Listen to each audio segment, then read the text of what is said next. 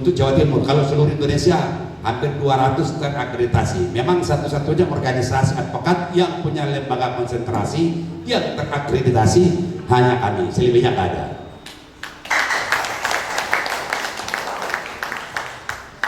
Nah, kemudian bagaimana nanti mengenai teknisnya? Teknisnya itu adalah paralel dari perangkat desa. Kemungkinan nanti bisa kita ikut sertakan pendidikan namanya paralel. Yang penting minimal pendidikannya SMA, ikut pendidikan kurang lebih 3 bulan. Setelah dapat sertifikat yang disahkan oleh Kementerian Hukum, dapat gelar CPLA, Certified Paralegal of Legal Aid. Itu. Inilah yang nanti bekerja bagaimana mengayomi masyarakat ini, bagaimana menyelesaikan masalah-masalah di desa-desa sehingga bisa mengurangi beban-beban aparat penegak hukum lainnya, termasuk juga melindungi bapak kepala desanya. Orang dia gitu, wah kalau kita lihat dari segi konstruksi hukum, kepala desa itu sudah setara dengan hakim agung. Coba diresapi. Kenapa? Ada amanat tadi Undang-Undang Nomor 3 Tahun 2024. Itu amanatnya. Berarti ini sudah menyelesaikan. Ini saya catat. Pasal 26 ayat 4 huruf F, menyelesaikan perselisihan masyarakat di desa. Bayangin, berarti sudah menyerupai dengan hakim agung. Dan insya Allah juga kami dari Peradin mau mencoba koordinasi dengan Mahkamah Agung. Mudah-mudahan nanti putusan Mahkamah Desa ini bisa dipiat ke pengadilan. Artinya dipiat itu semacam pengakuan hukum disahkan, tak gitu, selesai. Jadi nggak perlu. Makanya saya katakan kalau saya ngajar di mana-mana, memberikan pencerahan, mengajar ilmu hukum maksudnya, saya selalu mengatakan 80-70% hukum keperdataan kita itu mati. Artinya mati di sini adalah tidak bisa berdaya, tidak berlaku. Yang berlaku 30% itu hanya orang berduit, mampu bayar advokat, ajukan ke pengadilan, bertarung bertahun-tahun. Makanya nanti kalau Mahkamah Desa di sini hanya satu kata, satu kalimat, yang berperkara ke pengadilan itu menang jadi arang, kalah jadi abu. Pilih mana? Daripada selesaikan musyawarah mufakat. Itu nanti yang terjadi sekarang, bukan rahasia umum lagi. Contoh, lihat aja hakim agung berapa orang sudah dikandangi, hakim dikandangi. Makanya miris hati saya. Jadi siapa lagi yang harus kita percaya di republik ini? Terlebih-lebih lagi kepala desa mau dikandangin pula. Allahu Akbar. Inilah salah satu yang miris hatinya kami dari Peradin, termasuk saya pribadi. Ini harus kita tingkatkan, harus kita lindungi sesuai dengan koridor hukum yang berlaku. Dengan cara, kalau sudah ketua Mahkamah Desa adalah kepala desa, automatically itu otomatis. Dan lembaga itu nanti bukan ganti kepala desa lantas apakah Mahkamah Desa itu bubar? Enggak. Kenapa? Karena itu sudah lembaga perangkat desa. Dan diterbitkan SK pembentukannya pun berdasarkan undang-undang, bukan ngarang, bukan kebijakan. Cuman menjalankan selama ini seperti kami ini tidak ada yang turun. Makanya bilang sama Pak Advokat dia, saya turun. Saya akan jelaskan, saya ingin mau berdialog dan siapkan dokumentasi kameramen kita untuk bahan saya berbicara, dan ini akan saya putar nanti masuk di YouTube ini biar dibaca seluruh Indonesia. Kasihan, berapa jauh lah dari sini ke Jakarta, tapi kita sudah merasakan. Bagaimana kalau di kampung saya di Gunung Tua paling jauh di Batak sana itu, bagaimana nasib kepala desa? Allah alam bisawab. Dan adik saya sendiri kepala desa mengeluh, terpanggillah hati ini. Jadi ternyata waktu kami urun rembuk menyampaikan semua aspirasi-aspirasi di dalam kongres, semua rupanya pengalaman yang sama. Tersorotlah keadaan bagaimana kita melakukan menegakkan hukum ini yang berkeadilan, bukan yang tidak berkeadilan. Inilah tujuan Mahkamah Desa itu. Mudah-mudahan bisa sekecamatan Taman ini terbentuk dalam posisi KCK-nya. Saya turun lagi ke sini, bila perlu saya katakan tadi, kalau bisa sekecamatan ini mungkin saya ajak bila perlu irisan, kita sampaikan ini loh Pak. Kenapa? Karena Koperasi Merah Putih dengan Mahkamah Desa ini sejalan. Kalau kepala desanya tidak kuat, bagaimana mau jalan Koperasi Merah Putihnya? Kan harus, apalagi koperasi itu kan penuh dengan tentang hukum, transaksionalnya, prakteknya, bagaimana pengelolaannya, manajemen koperasi. Itu semua diatur dengan latar belakang hukum. Ini yang tujuan kami. Dan masih banyak lagi lebih dalam, mungkin sudah jam 10, masih perlu kita dialog. Ada tanya jawab, bentar, ada tanya jawab, boleh? Ya, iya. Oke. Saya kira demikian. Terima kasih. Terima kasih Bapak. Izin Bapak-bapak sekalian, ini adalah pencerahan secara umum Bapak. Tapi ketika nanti kita breakdown secara spesifik, Bapak bisa tanya nanti kepada masing-masing dari kami. Jadi artinya apa sih? Ya, Bapak mau mempersiapkan pertanyaan ya. Jadi saya tertarik dengan apa yang disampaikan oleh Bapak Kepala Desa, Ketua Kepala Desa tadi. Ketika Bapak-bapak ya secara subjek hukum, orang perorangan dan atau kelompok masyarakat atau birokrasi, ketika datangnya teman-teman oknum tanda kutip media dan juga sebentar balik dan juga teman-teman LSM, bagaimana cara Bapak meredam itu tadi? Nah, itu sudah tidak terjadi hukum, ada caranya Pak. Minim secara teknis. Ketika mereka datang berkunjung, Pak, saya dapat berita dari salah satu masyarakat seperti ini. Bagaimana Bapak mengontrolnya? Pertama disuruh masuk dulu, lalu ditanyakan, Bapak dari mana? Dari PES mana Bapak? Minim ID-nya harus ada, kan itu Bapak. Nah, dari ID tadi, apakah ID tadi terdaftar dalam Dewan Pers? Nah, ketika mereka membuat pemberitaan yang tidak seimbang, kita ini masih punya yang namanya hak jawab, hak ralat. Ketika mereka dengan 3 hari tidak memberikan hak ralat, itu akan menjadi permasalahan hukum tersendiri Bapak. Itu yang saya tertarik dari pertanyaan dari Bapak Ketua Kepala Desa tadi. Nanti akan bersambungan. Satu sih seperti yang saya sampaikan tadi, ngaji itu tidak harus agama dan saya. Tapi hukum ini adalah alat kita untuk berhadapan dengan siapapun. Ketika dalam masyarakat ada gesekan, benar yang disampaikan Pak Kepala Rambi, bahwa tenggene jalur hukum itu sesungguhnya mahal Bapak. Biaya perkara ketika Bapak berhadapan dengan Kapolri dipanggil sebagai saksi di kepolisian. Bekal apa yang Bapak punya? Ketika ditanya, tanda kutip Bapak Kapolsek, pertanyaan yang harus dijawab iya menjadi tidak, itu akan menjadi presiden. Tapi ketika hadirnya advokat, nanti akan kita berikan penyuluhan Pak, berkesinambungan pada RW masing-masing. Tapi ketika nanti kita berjodoh menjadi pendamping Bapak, kita akan menerjemahkan secara runtut mulai A dan Z. Seperti nanti jam kolektor datang, bagaimana cara menangani satu program seperti apa. Nah seperti tadi, jadi saya Bapak ada semacam pertanyaan dari bapak-bapak para ketua BPD. Kalau Pak Pak, ada pertanyaan Pak? Oh, Assalamualaikum warahmatullahi wabarakatuh. Mohon terima yang saya hormati bapak-bapak yang di depan beserta saudara-saudaraku BPD Kecamatan Taman.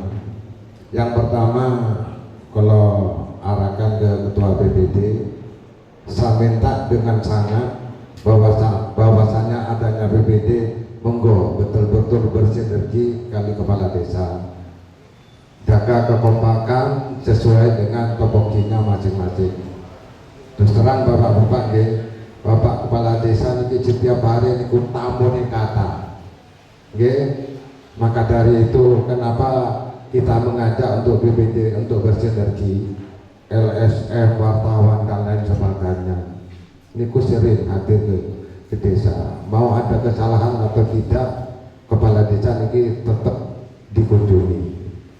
Maka dari itu saya mohon untuk semua BPD monggo membantu kepala desa bersinergi untuk membangun desanya masing-masing. Dan yang kedua, terima kasih Bapak Mahkamah Desa juga Beratin Jawa Timur yang telah sesuai dengan apa yang telah dicurahkan oleh Bapak Mahkamah. Itulah harapan kepala desa. Kepala desa betul-betul dilindungi secara hukum. Apa yang dikatakan oleh Bapak Ketua betul adanya. Kepala desa saat ini bukan ciri di pengarane, anji beli, nggih, sama ciri kroso ini titik, beli langsung beli semua tak kroso. Nggih, maka dari itu, nggih, mungkin diawali pada malam hari ini. Harapan kami untuk mungkin jemput bola berkunjung ke desa-desa masing-masing, Bapak. Betul-betul desa ada perlindungan hukum.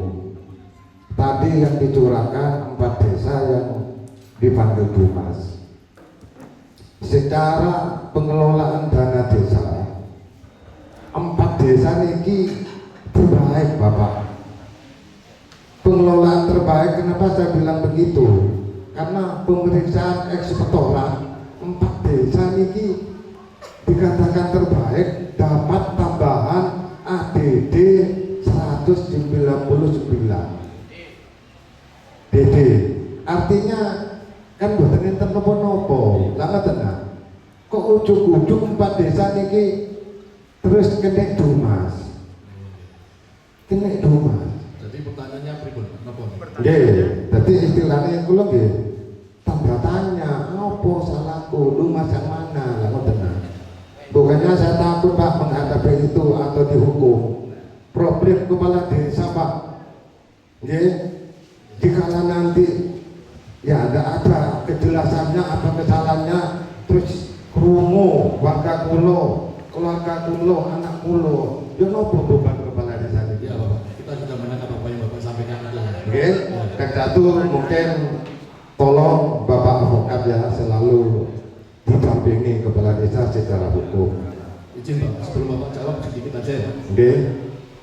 Jadi pertanyaan kulo terus kulo niku harus bagaimana? Oke, siap. Matur Oke. nuwun. Apalagi nanti program pemerintah ini dibebankan kepada Pak Kades. Asli ini Pak, alasan Pak Kades niku Pak, putus asa. Putus asa. Karena ini demi tanggung jawab program presiden, ya mau tidak mau, insya Allah siap untuk melaksanakan. Kata Pak, jelasnya kedepannya monggo diperkuat untuk selalu mendampingi kepala desa secara hukumnya. Terima kasih. Wassalamualaikum warahmatullahi wabarakatuh. Bukan mendampingi desa, kepala desa. Bukan menaungi kepala desa. Bukan. Tempatkan kepala desa itu segala-galanya sesuai dengan perundang-undangan. Itu yang benar. Ini langsung aja bahasa bebas, doremba-remba lah dari depan ke sana. Kalau sudah ada pelang di depan itu mahkamah desa, automatically kepala desa sudah dilindungi hukum. Tidak semudah memanggil itu dari kepolisian, kejaksaan, karena sudah ada pengacaranya di sini. Begitu. Terlebih-lebih di kampung Bapak di Madura sana, seluruh Madura itu sudah saya kuasai dan kita terakreditasi, insya Allah akan jalan. Mulai dari Sumeneb sampai ke Bangkalan sudah ada puspakumadin kita di sana untuk mengawal, untuk bercokol, bukan melindungi. Tadi awal Bapak mungkin kurang menyimak yang saya katakan. Mahkamah desa itu berdiri bukan seenak hatinya kepala desa. Kepala desa menjalankan perintah hukum. Dengan demikian dirinya sudah otomatis dilindungi hukum sepanjang dia benar. Dan kita hadir di sini untuk melakukan perlindungan hukum bagi kepala desa dan masyarakat. Dan kita juga dibayar oleh negara Pak. Kami ini pengacara negara sebenarnya, tapi nggak perlu aku ngomong begitu. Kalau namanya organisasi bantuan hukum terakreditasi, kami punya anggaran dari APBN. Dan mana dari kami ini. Kalau nanti terjadi di sini, saya wajib menghadirkan Kak Kanwil Kementerian Hukum Jawa Timur membuka pelang nanti di sini. Karena ini adalah peran pemerintah. Cuman dalam bantuan hukum itu ada 2 undang-undang mengatur. Undang-Undang Bantuan Hukum nomor 16 tahun 2011, Undang-Undang nomor 3 tahun 2024. Cuma 2 loh Pak mengatur kepala desa ini di bidang hukum. Nah, di dalam hal tentang pemberian bantuan hukum itu kami ranahnya. Menjalankan itu ada 2 dalam bahasa hukum, namanya regulator, operator. Regulator kita cukup lengkap, ada Pak Camat, ini regulator ini. Ada kabak hukum di kabupaten, regulator itu. Apakah mereka ini bisa jalan tanpa operator? Inilah yang pincang selama ini di Republik ini. Insya Allah kami akan turun sebagai operator namanya untuk melakukan semuanya. Kebenaran di Sidoarjo ini saya inventarisir anggota saya Radin berjumlah lebih daripada 100 orang. Kalau saya perintahkan hadir pasti mungkin nggak muat ini kita di sini. Tapi nggak perlu, hanya bentolan-bentolan saya hadir di sini mendampingi saya. Kita bertukar pikiran di sini, dan ini saya menyerap pengalaman pertama dan utama seluruh Republik ini tercinta ini. Gitu Bapak, jelas ya? Saya ulang sekali lagi, kepala desa bukan dilindungi. Kepala desa justru segala-galanya, karena dia menerbitkan SK pembentukannya dengan perangkat-perangkat yang ada. Ada Babinsa, ada Babin Kamtipmas, ada pembuka agama, ada pembuka masyarakat, ada tokoh adat. Ini hukum adat kita masih ada nggak sih? Coba jawab dulu.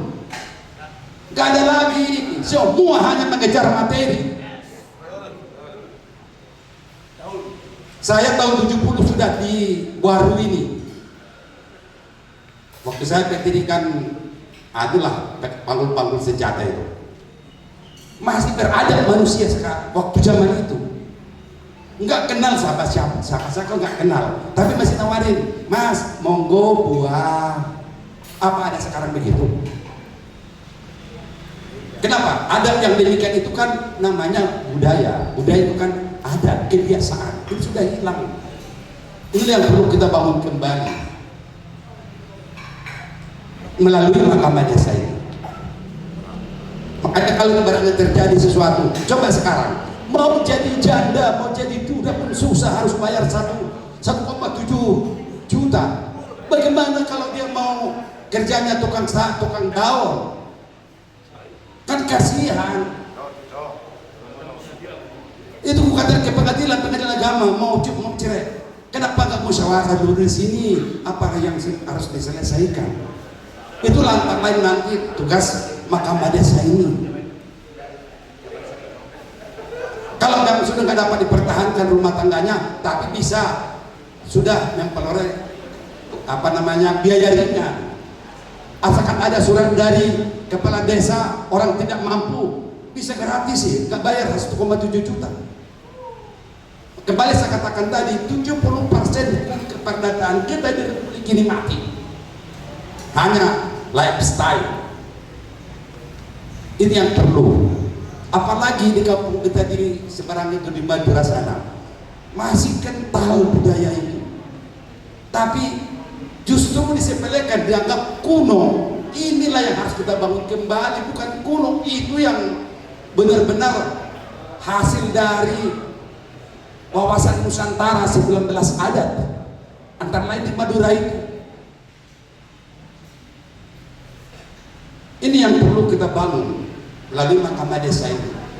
Dari desa satu ke desa lain akan menjalar semua terbentuk seluruh Indonesia. Target kami 2026 sudah harus seluruhnya. Itu yang tujuan. Artinya supaya kebersamaan, persaudaraan. Tadi ada Bapak Ketua kita, persaudaraan kepala desa. Masa harus kepala desa bersaudara? Saya juga saudara saya Pak Camat ini. Tapi disinilah yang katakan budaya perlu kita adat itu kita bangun kembali. Jadi rasa malu ada. Coba sekarang korupsi triliunan, ketawa masuk penjara. Sementara si apa itu di pinggir-pinggir jembatan sana itu kelaparan, menangis. Inilah keseimbangan sebenarnya. Kita ini ketinggalan peradaban kehidupan, dikejar oleh, dijajah oleh budaya-budaya dari barat, budaya-budaya dari luar. Makanya saya Ropa Undrambe tidak pernah pakai gelar. Saya nggak mau, saya haramkan sudah 30 tahun. Malu saya pakai gelar.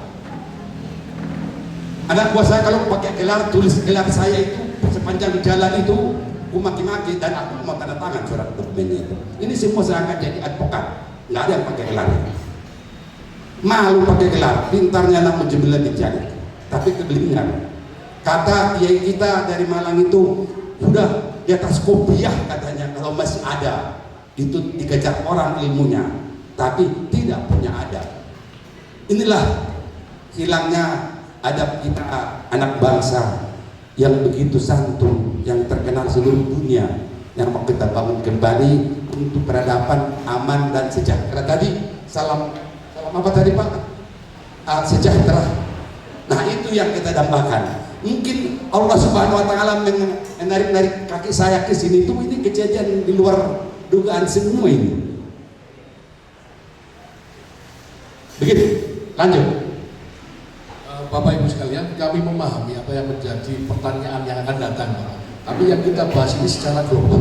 Tapi ketika nanti ada semacam pencerahan seperti ini berkesinambungan, itu akan matching, Bapak. Jadi kebutuhan Bapak, pertanyaan Bapak apa, langsung kita jawab secara tuntas. Plus teknis mekanisme seperti apa. Jadi ini akan kita buka pertanyaan lagi, Pak. Artinya kita kembalikan lagi budaya mahkamah desa. Hukum adat yang telah tertidur kita bangunkan lagi. Bapak mungkin ada sebagian yang pernah atau keluarganya ya, atau di masyarakatnya ada yang berhadapan dengan hukum. Bapak kalau ketika orang berhadapan dengan hukum, itu berapa nilai materi yang dikeluarkan? Belum lagi bisa dari Pak Rabi tadi, secara materi, secara moral, meter segala macam, itu keluar lebih banyak. Belum lagi berhadapan dengan tanda kutip Bapak Ibu ya, oknum aparat penegak hukum. Sedangkan kami ini Pak lahir dari bapak-bapak, untuk bapak-bapak, kita tidak ada yang gaji Bapak, kita yang gaji ya diri kita sendiri dengan klien-klien tadi. Nah tapi ketika kita membumi di sini dengan hasil kongres bakti untuk keadilan mau Bapak. Jadi perkara teknis nanti kita bisa jabarkan tuntas Bapak. Tapi dengan kehadiran mahkamah desa nanti akan disonding oleh beliau Bapak Ramping pada kementerian yang ada dan dirangkum ke Bapak Presiden Pak Prabowo. Sesungguhnya kami sendiri anak-anak beliau ini tahu akses beliau kan sedemikian rupa. Belum lagi di waktu dekat kemarin beliaunya diundang oleh Mahkamah Yudisial Bapak ya untuk apa segera memberikan wacana hukum seperti apa. Karena apa Bapak ngapunten ya, yang bukan hanya saya dan juga mereka, ternyata kekuasaan dan uang itu membuat kita gila. Tapi ketika kita sering-sering berkumpul, berdialog dengan dialog kemesraan kita ini, itu akan rapat setengah Pak. Kembali lagi kepada ketua kepala desa tadi. Ketika siapapun datang ke desa Pak, dengan alih-alih Pak mau izin ada berita seperti ini, Bapak jangan tanggapi dengan reaksi yang panjangan. Silakan saja, Bapak dari mana? Tapi nanti kalau ketika berjodoh, itu akan tugas kita. Kita akan menjadi yang di depan. Bapak dari mana, siapa, ada surat tugasnya tidak. Kalau tidak ada, nah, kalau memang dia benar-benar media, dia harus terdaftar di Dewan Kehormatan masing-masing. Sekarang Pak, uang 6.000 saja, 6 juta, bisa bikin yang namanya media online. Ini kita ngomong oknum ya, buat ngomong medianya. Tapi apa yang dia beritakan tidak berimbang. Kadang narasumber yang dikatakan viral itu belum tentu benar. Dan viral itu adalah sepenggal peristiwa yang seolah dilihat orang benar. Ternyata kalau kita kaji, itu masih ada runtutan yang lain Bapak. Nah itu Bapak. Jadi mohon beberapa pertanyaan lagi Pak terkait Mahkamah Desa. Susunannya itu siapa saja? Satu, Bapak Kepala Desa bertindak sebagai hakim. Di situ nanti ada para anggotanya Bapak, ada bimas, ada tokoh masyarakat. Artinya jangan sampai perkara ini naik ke kepolisian. Akan sangat mahal Bapak. Akan sangat mahal, menguras emosi segala macam. Tapi kalau ke desa itu dimungkinkan. Ada dasar hukum yang disampaikan oleh Bapak Ketua Umum kita. Ada, jangan khawatir. Dan kita bisa diuji kembali atau paling tidak misalkan dia ngomong untuk Mas, mau nggak bisa diuji apa perkataan kita ini sekedar ngebluff atau benar-benar berdasarkan hukum. Nah nanti kita buktikan bersama-sama Pak. Satu hal lagi Pak ya, saya berdomisili di Gedung Turi Pak.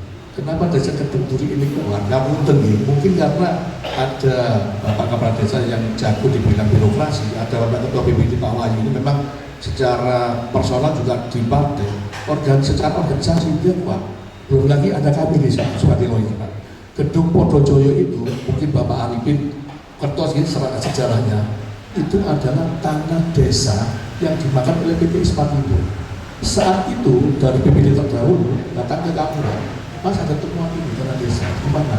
Oh Bapak, saya tidak harus aktif menawarkan diri saya sebagai lawyer, tidak. Bapak cari lawyer yang lain. Ketika cari nggak ada, wis sampai nangis. Oke Pak, harusnya Pak, kalau ada lawyer untuk ngurusi masyarakat 1 juta minim gitu. Tapi saya katakan tidak Pak. Saya beradaptasi dengan lingkungan, kan saya kerjakan. Saya surat menyurat dengan Ispatindo Bapak, mulai klarifikasi, somasi terkait keberadaan tanah tadi. Bapak Arifin itu ada di situ saat itu. Akhirnya kita koordinasi dengan BPD sampai surat itu jatuh ke zaman Pak SBY dan surat saya diambil 6 bulan. Ketika itu tuntutan kami 6 miliar. Harapan kami di 6 miliar kan sejahtera warga. Minim gitu, tenggene RW itu ada wifi. Kedua, adik-adik kita minimal sekolahnya S1. Bila mana mau jadi dokter, ambil di ruang desa. Jadikan dokter, lalu kembali lagi ke desa. Seperti itu Pak. Ternyata mereka kenyang di link ini 2, sekian M. Saya juga berpesan pada Bapak Kepala Desa terdahulu dan BPD, Pak, jangan diterima dalam bentuk uang. Redaksionnya harus dirubah. Kalau itu Bapak terima, itu jatuhnya gratifikasi. Sempat perasaan bangga itu Pak Direkturnya, itu kami laporkan ke Polda Jatim. Dan itu kita urutan sama teman-teman, saya masih ingat Pak. Dan ketika itu, kabupaten yang namanya penyidik, kita dienakan itu, dibikinkan problem, mungkin ya dia berpikir barang enak ini. Di dua sisi Pak, kita ada kutip ya. Akhirnya lama-lama mungkin diri. Dibangunlah Gedung Podojoyo itu Pak. Dan saya secara pribadi sangat senang. Saya tidak harus ngomong itu dan saya tidak. Itu memang banyak kerjasama dari elemen masyarakat. Cuma kami yang sebagai ujung tombak ini, Pak, surat menyurat ketemu dengan bupati, kementerian segala macam ada bunyinya di sana. Itu salah satunya Pak. Kalau untuk mengurusi masalah LSM dan kutip ormas segala macam, saya itu hal yang tidak berat Pak. Asalkan tahu ilmunya gitu. Memang hukum itu sengaja dan masyarakat kecil di bawah ini dihilangkan atau dikabulkan. Hingga Bapak menemukan keadilan ini susah. Tapi bagi kami yang profesional, yang datang ke kami yang berduit Pak. Sejujurnya kami juga miris, langsung mana orang yang bisa. Ternyata bahwa kita ini membuat semacam pada konsentrasi ada pos batu akil. Dari 10 perkara kita sisakan 2 buat orang yang tidak mampu gratis ya. Itu kemarin, tapi sekarang semua sudah gratis asalkan ada ketentuan yang syarat yang berlaku. Itu ada undang-undangnya sudah disampaikan, undang-undang tentang bantuan hukum gratis. Saya kemarin berizin Bapak datang ke istana beberapa kali. Luas umur Pak, kita itu kan berproyek senior gitu. Luas juga, satu-satunya Sidoarjo Bapak. Kalau ketemu kali Pak SBY saat itu di istana Abraham Samad. Akhirnya saya dedikasikan buat Bapak-Bapak. Atau si ini secara teknis Bapak-Bapak. Monggo kapan-kapan kalau kita berjodoh kita ngobrol lagi. Apa yang menjadi pertanyaan Bapak kita jawab tuntas. Beliaunya ini adalah sekedar simpati, memberikan kerangka hukum pada kami, anak-anaknya untuk jalan. Nah mungkin belum bisa Bapak begini bahasa hukum. Tapi nanti insya Allah Pak, kalau kita berjodoh kita jelaskan semua. Kita akan sawari ke masing-masing RW. Kebutuhan ibu terkait hukum apa? Apa menjadi pertanyaan ibu? Kita jawab di situ. Tapi kalau pendampingan hukum yang litigasi di pengadilan itu berbeda Pak. Makanya kalau berurusan litigasi pengadilan mahal. Penting semua ditarik, masyarakat sampai kalau berperkara, tarik aja ke desa, selesaikan di situ. Buatan mahal. Bentar-bentar, pertanyaan Bapak. Punya Pak Ketua ya, terima kasih karena ini menarik juga ya mahkamah ini. Terus habis itu ini apakah tidak berbenturan? Karena saya sendiri ada di hukum ini restorasi justice ya. Saat ini pun tidak bergerak dan kebetulan di taman saya ketuanya, tidak ada pergerakan. Jadi dalam hal ini dengan adanya mahkamah ini kalau benar-benar bisa dijalankan, oke. Tapi kalau hanya seremonial, ya Yang ini kita lihat ke depannya. Yang pertama. Yang kedua yang saya tanyakan, dengan adanya membentuk mahkamah desa ini, apakah membutuhkan anggaran desa ini nanti? Ini yang paling utama. Karena nanti kalau ini ada anggaran yang disisihkan untuk membentuk mahkamah desa ini, ya pasti bertabrakan lagi karena anggaran kita juga dipangkas. Itu aja. Dalam arti dengan adanya mahkamah ini kalau benar-benar bisa berjalan, saya alhamdulillah. Kalau Bapak ini nanti hanya seremonial, ya saya sangat sayangkan. Karena zaman sekarang Pak, ya kita itu ada inspektorat. Di mata hukum desa ini inspektorat juga payu Pak. Nah, jadi ada lagi tinggal lagi APH, ada kepolisian, ada kejaksaan dan macam-macam. Nah, berhubung di Bapak tadi ngomongin masalah adat dan segala. Nah, saat ini Pak, zamannya sekarang Pak, zaman saiki Pak, Boso Jawa Pak. Nah itu, terima kasih atas waktunya dan mudah-mudahan ini bisa bermanfaat bagi. Jadi ada dua pertanyaan ya Pak ya. Yang restoratif justice itu berlaku atau mungkin mahkamah desa itu ada sekedar wacana? Bogor. Tambah satu lagi aja. Silakan. Awayu, BPD. Restoratif justice itu nggak jalan sampai sekarang. Tadi Anda saya katakan. Kenapa demikian? Karena tidak ada cantelannya kepala desa menganggarkan untuk itu. Tidak ada lembaganya dan tidak ada dasarnya dan keputusannya pun tidak ada. Kalau berdiri mahkamah desa, apapun itu nanti anggaran tentang ADD dan dari mana itu posnya, saya kira atasan pasti tahu. Ini adalah barang emas, inilah barang bagus. Penyelesaiannya. Kenapa? Tadi awal kalau Bapak menyimak saya jelaskan bahwa mahkamah desa itu dibentuk oleh kepala desa, itu dasar hukumnya lengkap semuanya. Kenapa itu tidak jalan restoratif justice tadi? Karena nggak ada cantelannya. Nggak ada cantelannya. Kalau ada cantelannya, jalan barang itu. Maka tadi saya katakan, saya berjuang apapun terjadi di mahkamah, kalau perlu saya demonstrasi, saya kerahkan anggota supaya putusan mahkamah desa itu dapat dipiat ke pengadilan. Artinya piat itu pengesahan, piat namanya. Itu kita usahakan itu, apapun yang terjadi. Kenapa? Karena ini barang dulu tahun 80-an itu ada itu. Maaf sedikit brainstorming. Ayah saya adalah tokoh Masumi di PKI kan, dengan tujuan karena ayah saya tidak mau masuk baju kuning pada zaman itu. Ayah saya tokoh Masumi di PKI kan dengan tujuan pilih masuk penjara atau kau diam. Kenapa? Karena ayah saya tokoh seperti saya ini, tokoh di kampung itu. Tokoh masyarakat, tokoh adat, tokoh agama juga. Disinilah tergerus keadaan peradaban kita tadi katakan Pak. Oleh karena itu saya jawab dan saya pertegas, kalau ini pembentukan mahkamah desa itu ada dasar hukumnya, bukan mengada-ada dan itu lagi kebutuhan. Sangat dibutuhkan oleh masyarakat. Kasihan rakyat ini tertindas. Kasihan kepala desa dibebani yang bukan bebannya. 10 tahun dikasih, tapi harus dipertanggungjawabkan yang bukan bebannya. Ini yang menjadi masalah. Isilah kami sadar, ahli-ahli hukum kami dari peradilan ini melihat, membaca, menelaah kondisional yang demikian itu. Kira-kira begitu Pak. Jadi sehingga nanti putusan kepala desa itu adalah mempunyai kekuatan hukum yang sangat mengikat. Dan nanti yang memimpin persidangannya pun kepala desa, bisa juga kami, bisa juga anggota saya. Tidak semua kepala desa. Makanya di dalam pembentukannya personalnya itu, kepala desa merangkap anggota, sekretaris desa merangkap anggota. Karena kalau sudah di majelis adalah yang sama untuk mencari bagaimana memusyawarahkan mufakat supaya perdamaian tercapai untuk menjadi kembali keadaan semula. Sehingga nanti tidak ada yang dirugikan. Seperti tadi saya katakan, contoh yang tadi si remaja. Kenapa harus dihukum 4 tahun? Si Jabang Bayi tadi bagaimana nasibnya masa depannya?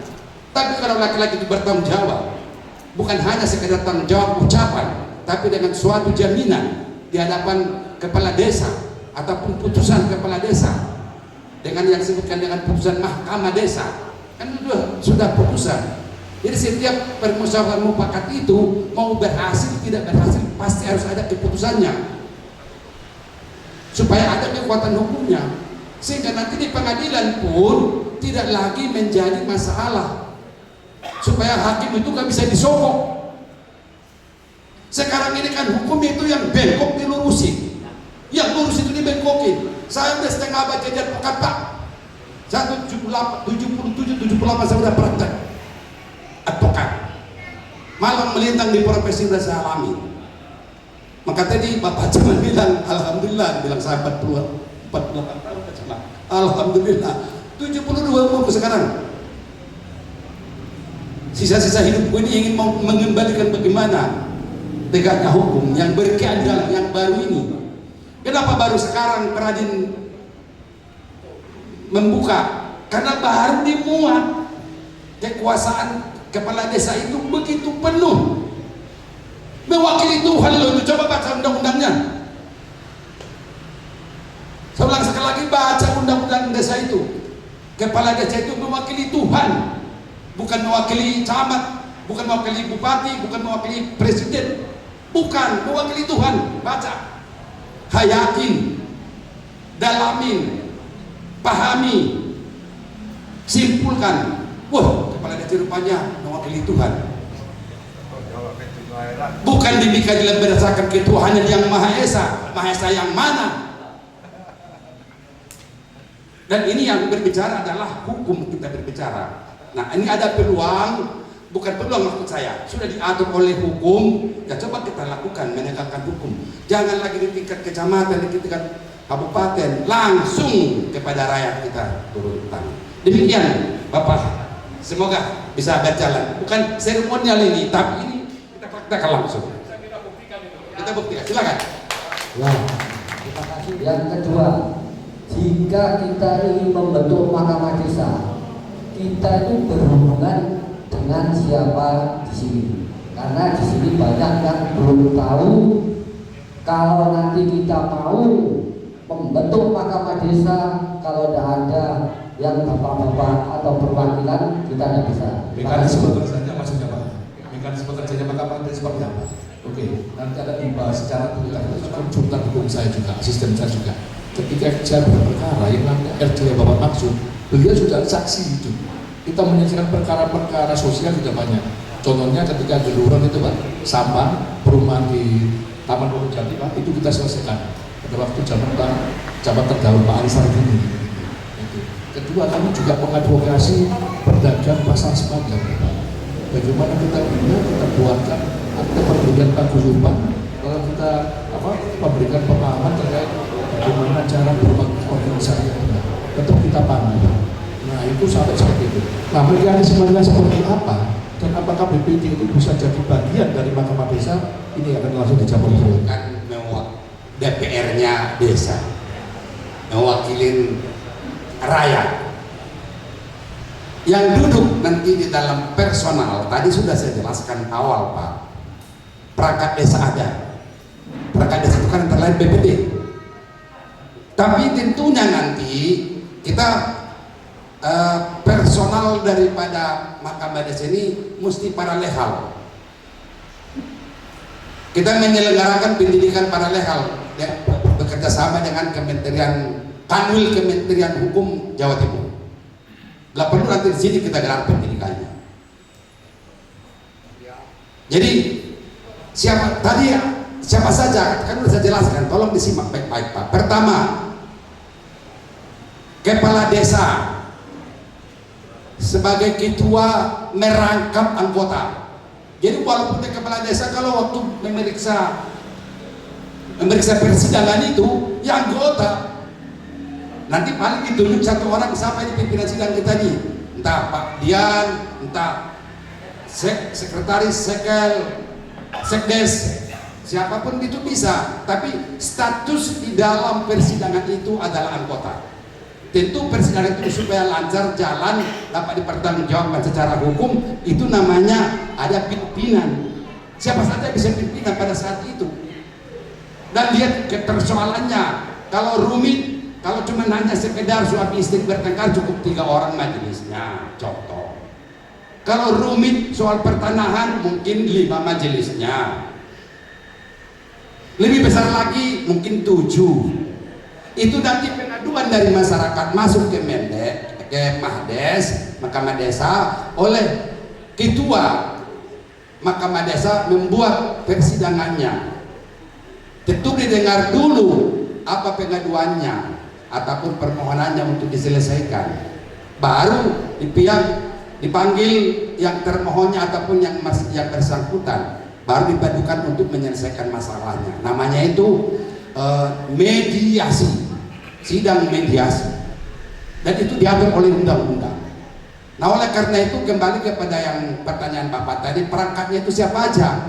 Ya tadi kepala desa, sekretaris desa, OBH, organisasi bantu hukum kami ini, pengacaranya, dan para legal di sini termasuk, dan juga tokoh masyarakat. Perangkat desa itu kan BPD. Nah, jadi siapa aja bisa di situ nanti berperan. Yang jelas semua nanti akan kita berikan pendidikannya. Posma Komadin kerjasama dengan Kanwil menyelenggarakan untuk mengikuti pendidikan paralehal. Nanti selesai pendidikan diberikan sertifikasinya yang disahkan oleh kementerian dan memperoleh gelar CPLA, si Badu atau si Abadi, CPLA, bahwa ini berarti orang paralehal nih, penegak hukum ini, karena paralehal itu sudah status penegak hukum. Itu undang-undang hukum itu, bukan karangan saya. Undang-undang Bankum, Undang-Undang Bantuan Hukum nomor 16 tahun 2011, di situ disebutkan paralehal diakui oleh undang-undang sebagai penegak hukum. Nah, jadi siapa saja mungkin bukan kebijakan, tapi tentu mendirikan Mahkamah Desa ini pun tidak seenaknya kepala desa, tentu diajak musyawarah rapat dulu nanti. Tata caranya adalah polanya dan sebagainya. Itu yang jelas. Siapa kalau nanti dia sebagai bukan BPD, saya ikut di Mahdes saja, mungkin dia harus melepaskan jabatan yang lain. Nggak boleh rangkap lah, nggak boleh demikian. Karena di sini adalah hukum, masa kita harus melanggar hukum? Itu Pak, ya. Itu yang jelasnya. Tujuan kita Mahkamah Desa itu memberikan tadi simbol apa tadi, simbol motonya aman sejahtera. Itu tujuan lebih daripada itu. Dan terkhusus lagi untuk bagaimana Bapak Kepala Desa ini bekerja dengan tenang, jangan dikotak-katik. Ini dari satu tenang. Oh iya, orang aja saya sendiri kepala desa di kampung saya di Batak sana itu, dari fakulti urut. Bagaimana nih Pak? Baik lagi, 1,2 itu cuma sampai ke tangan dia kurang daripada udah masa kita cerita lah. Aduh, bahaya kamu saya bilang. Tapi itu tak fakta. Ini bagaimana melindungi kepala desa ini? Bahasa siapa tadi? Nah itu bukan lagi melindungi. Justru kita tempatkan kepala desa itu sesuai dengan koridor hukum yang berlaku. Tidak semudah gampang panggil, punggal, penggel, aduh, habis waktunya nggak pernah bekerja, ngurusin rakyatnya.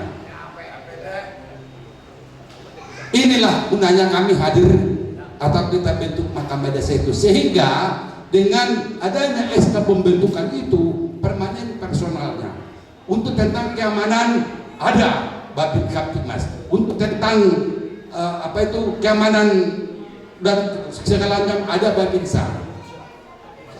Tokoh masyarakat, kembali ke katakan tadi, kalau sudah diperiksa, diadili di Mahkamah Desa, saya kira di sini yang paling memperoleh hukum yang berkeadilan. Kenapa? Nggak mungkin kepala desa macam-macam. Karena yang mengadili itu siapa, yang diadili siapa? Ini kan bagaimana mengembalikan, memulihkan kembali seperti semula. Kalau berantem, terjadi pukul-pukulan, bacok-bacokan, kalau ditanggung bagaimana menyelesaikannya dengan baik-baik. Kembali tadi yang kata Bapak kita, restoratif justice itu jalan nggak? Enggak. Kenapa? Nggak ada cantolannya, nggak ada lembaganya. Hanya seremonial, hanya eksekutan, lifestyle. Keadilan justice, keadilan retroaktif nggak ada. Ujung-ujungnya semua bikin rakyat juga sengsara. Nah makanya itulah jawabannya Pak. Jadi nggak jalan barang itu karena tidak ada lembaganya, tidak ada badannya untuk menyelenggarakan tadi. Itu masalahnya. Inilah kita lihat ketimpangan, kekurangan. Sementara hukum atau undang-undang desa memerintahkan itu harus dilaksanakan. Kembali tadi salah satu kelemahannya itu tadi ada regulator, tidak ada operator. Insya Allah kami siap jadi operator. Terima kasih. Sebelum pertanyaan Pak Saya coba satu ini dari saya. Nih sebentar, saya paham. Kalau yang saya tangkap ini kan istilahnya BPD juga kepingin berperan. Kan di situ. Nah, saya cuma satu Pak. Jadi di sini. Kalau kami di kecamatan ini kami memang sudah pernah ada istilahnya pemberitahuan untuk pelatihan para rekal ini. Nah, cuman ini yang belum pernah sosialisasikan. Nah, dan ini pun dari kabupaten itu hanya untuk kepala desa. Nah, di sini Pak, kami ini kan juga takut, nggih. Kita bukannya apa? Kita bukannya suuzon dengan kepala desa nanti yang melebihi kewenangan. Nah, apakah bisa nanti mungkin para BPD ini juga ikut pelatihan di situ menjadi para rekal? Nah, dasarnya apa? Dasarnya apa? Karena gini Pak, kalau kepala desa mungkin ada surat dan mungkin ada pembiayaan dari ini. Sedangkan untuk masyarakat yang kepingin menjadi para rekal ini dari BPD, karena BPD ini istilahnya bukan perwakilan Pak. Jadi istilahnya dia ini ya istilahnya yang apa ya, personalitas yang memang benar-benar dipercaya oleh warganya. Itu karena ngapunten, kenapa BPD dulu berubah nama itu kan di situ Pak. Hanya gara-gara dulu tuh BPD itu tulisannya Badan Perwakilan Desa. Akhirnya ada sedikit overlap. Loh, saya perwakilan, berarti saya harus ini. Padahal sekarang kan tupoksinya BPD bersama-sama Badan Permusyawaratan Desa. Jadi bersama-sama kepala desa mewujudkan, merumuskan apa yang istilahnya benar-benar anggaran ini sesuai dengan yang dibutuhkan oleh masyarakat. Nah, mungkin pertanyaan saya itu tadi, bisa enggak kami sebagai masyarakat umum atau BPD ini ikut pelatihan? Karena saya baca, saya simpulkan kepala desa sebagai hakim berarti harus ada pelatihan, Yang kedua, ada majelis-majelis istilahnya kalau tingkatannya rendah atau ringan, ini ada 3 majelis. Berarti kan majelisnya harus ikut pelatihan supaya dia paham. Nah, kalau majelis ini hanya kepala desa yang mengikuti dan membentuk, saya yakin BPD tidak sepakat. Saya yakin itu. Tapi kalau BPD ini juga diikutkan dalam pelatihan dan juga menjadi salah satu unsur istilahnya ada di dalam majelis itu, kemungkinan juga istilahnya apa ya, bisa berimbang lah, mungkin itu.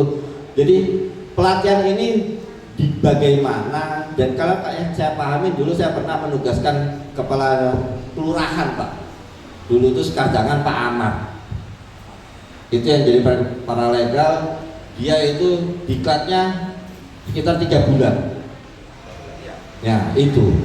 Nah di sini nanti kepala desa nanti tidak bisa bekerja lagi, bingung mana ya BPD nanti ya Mungkin itu Pak. Nggih, sami nggih. Sebelum dijawab ya oleh Pak Terima kasih. Rabi, ada lagi satu boleh? Satu nggih. Ini penting Pak. Terima kasih. Pendidikan paralel itu 3 bulan itu sebenarnya kalau teorinya itu 3 hari, bukan 3 bulan monoton dari pagi sampai sore, bukan 3 hari, mungkin 3 hari ini full. Narasumbernya dari Kanwil, narasumber dari Kementerian Hukum dan HAM dalam hal ini BPHN, dan kami sehari. Yang dimaksudkan 3 bulan itu adalah prakteknya, namanya itu evaluasi. Kita berikan praktek-prakteknya, ibaratnya ikut dengan Pak Wildan, ikut dengan Ibu Anita. Oh ini loh Pak, nanti dituntun selama 3 bulan baru dievaluasi. Jadi bukan selama 3 bulan mendem pendidikan pelatihan, enggak. Itu tekniknya. Teori itu cuma 3 hari. Itu pun tidak harus pakai di kelas begini offline, tapi adalah online. Nggak sanggup lah nanti kepala desa membayar tiket saya pulang pergi nginap di hotel. Dari mana dia uang, kasihan. Tapi saya nanti mengajar itu dari Jakarta Zoom online. Dan prakteknya juga langsung. Nanti habis 3 hari teori itu, mentor-mentornya dari Pradin ini menuntun, ini loh begini, karena ada 2 pekerjaan advokat seperti kami ini, litigasi dan non litigasi. Litigasi yang dimaksudkan itu kalau sudah di pengadilan ataupun sudah di polisi perkaranya. Non litigasi itulah tugas kita yang ada di desa ini. Yang tadi RG, bayangkan 70% lapas itu manusia yang tidak berdosa. Ngeri. Menurut hukum saya tanggung jawab, saya bisa pertanggungjawabkan kata-kata saya. 70%. Kenapa? Tidak perlu saya jelaskan lebih jauh, mungkin kalian pun sudah paham. Tidak ada tempatnya harus saya terangkan lebih jauh, karena ini terbuka. Ini yang perlu kita selesaikan, bagaimana melindungi rakyat ini. Makanya di SK-nya itu pun, SK pembentukannya itu antara lain advokasi, memberikan pelayanan hukum, bla bla bla bla bla bla. Ini nanti kita ajarin paralel hal itu, karena kami tidak hanya selamanya di kantor desa ini. Kami sebagai mentor ataupun tata laksana, kami juga perlu cari makan, menjalankan profesi di pengadilan, kemana-mana dan sebagainya. Nanti paralel hal inilah, kembali yang dikatakan Pak Camat tadi, ya pilihlah mau ikut di BPD atau ikut di Mahkamah Desa. Ini sama-sama lembaga, nggak boleh double tentunya, dan itu sudah konflik interest namanya. Tolong itu dicamkan, diperhatikan. Kita ingin menata agar Mahkamah Desa ini sebagai tumpuan harapan. Jadi nanti kalau sudah ada Mahkamah Desa di sini, ada RG, kepala desa bisa mengambil dari kantor polisi, saya akan periksa RG. Ini permohonan ada, bisa ditarik orang dari sana, dari penjara itu. Tolong untuk warga saya, keluarga sudah menyelesaikan ini. Hebat gak kepala desa? Itu perintah hukum, bukan perintah saya, bukan perintah Pak Camat. Itu perintah hukumnya demikian. Nah begitu juga yang lain-lain sampai di pengadilan. Sudah mau diputus sore ini, hari ini, pagi-pagi datang Pak Lur, Pak Camat, Pak Kepala Desa ke pengadilan. Bapak Hakim, perkara ini kami RG sudah diperiksa, sudah diproses, diselesaikan. Bawa pulang itu orangnya, selesai barang itu. Ini kan mempraktekkan ini selama ini nggak ada. Yang saya sebutkan tadi namanya operator. Operatornya ada Ibu Anita, suaminya ada, paralel, bawa sertifikatnya. Belum 3 bulan. Nah, nanti ada sertifikatnya itu. Disahkan oleh Kementerian Hukum RI. Pakai gelar titel itu bukan gelar-gelaran, bukan sembarangan pakai itu. CPLA itu. Negara yang memberikan itu melalui pemerintah Kementerian Hukum Republik Indonesia. Ya, betul. Dan nanti berpraktek juga bukan hanya di kepala desa para legal itu, di rumahmu pun bisa. Para legal Nun Sewu, namanya siapa Pak? Sutrisno CPLA, para legal buka layanan hukum bisa. Itu sudah dijamin undang-undang itu. Sebagai pengabdian tentu di sini statusmu para legal di desa ini. Ibaratnya ada dokter dan bidan gitu ya Pak. Ya, jadi kalau zaman dulu kita mengenal ada dokter, tukang suntik, bukan hanya dokter, ada mantri. Nah, sepertinya begitulah status paralel itu. Kami advokat adalah dokternya, terus bapak-bapak yang paralel ini menjadi mantrinya. Dan itu bisa langsung beracara ke mendampingi ke polisi kemana-mana bisa. Itu undang-undang mengaturnya. Saya kira sudah. Sebelum pertanyaan terakhir Pak, saya sambut dari Pak Camat tadi menarik. Memang kepala desa dengan BPD ini dari rahim yang sama Pak, dari bupati. Namun tugas dan fungsi pokoknya berbeda. Bapak kepala desa menjaga pemerintahan dengan keputusannya, Bapak BPD mengkritisi apakah tuduhan ini benar kan cuma itu. Tapi karena antusiasme Bapak ini terkait paralel dan mahkamah desa, kepengen berkelipar juga, tentunya ada pemahaman berbeda nanti Bapak ya. Memang harus melepaskan salah satu ini menjadi sesuatu yang lain. Monggo Bapak. Terima kasih. Assalamualaikum warahmatullahi wabarakatuh. Tadi di awal dikatakan bahwa haji tidak yang haji agama, tapi haji hukum. Saya sekarang haji hukum dan saya merasa awam sekali dengan hukum. Itu bertanya, mohon maaf kalau pertanyaan nanti tidak mengenal atau salah. Yang pertama terkait dengan mahkamah desa. Ini kan hal baru tadi dari awal sampai sambutan-sambutan itu mencerahkan sekali. Memang realita hukum, permasalahan hukum di negara kita seperti yang disampaikan Bapak tadi. Akan tetapi pertanyaan kami, karena ini yang melaunching adalah Peradi, bukan dari negara resmi, artinya pertanyaan kami, seandainya desa ini nanti berinisiatif membentuk mahkamah desa, ini apakah nanti tidak melawan hukum atau dalam bahasa lain membentuk negara dalam negara? Ya, itu yang pertama. Yang kedua, seandainya ini nanti disetujui kemudian negara mengakui, ketika terjadi permasalahan di desa, misalkan mahkamah desa tidak bisa memutus atau terjadi naik banding, apakah kemudian ada peran dari mahkamah lebih atasnya lagi? Saya kira dua itu. Yang pertama yang urgen yang perlu fundamental, apakah kita ini tidak bertabrakan dengan aturan yang di atas tadi Bapak? Itu ya. Iya. Kedua, Sehingga kan orang jelas awam nih, tentang hal baru lah. Dengan mahkamah desa ini kan sangat baru. Ketika kita bentuk itu, apakah kemudian nanti dari pemerintah kecamatan, kabupaten, bahkan penegak hukum ini bisa kemudian merestui itu sebagai peradilan sah.